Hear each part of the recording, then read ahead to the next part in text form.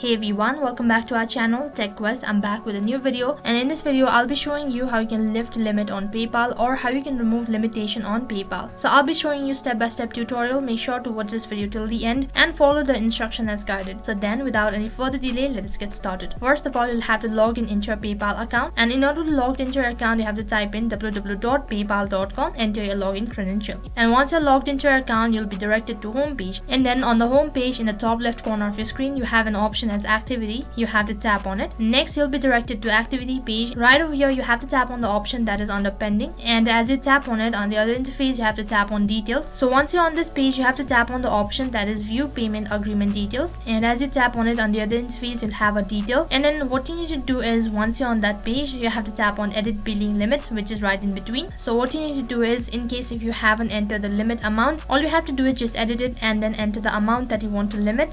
And in case if you have already added a limit amount and then you want to remove the limitation on PayPal, and all you have to do is just remove the amount. Once you're done making changes, tap on save, and you have successfully left limit on PayPal or removed limitation on PayPal. So that is how you can do it. That is all for this video. I hope the video was helpful. Make sure to like, share and subscribe to our channel. Thank you for watching.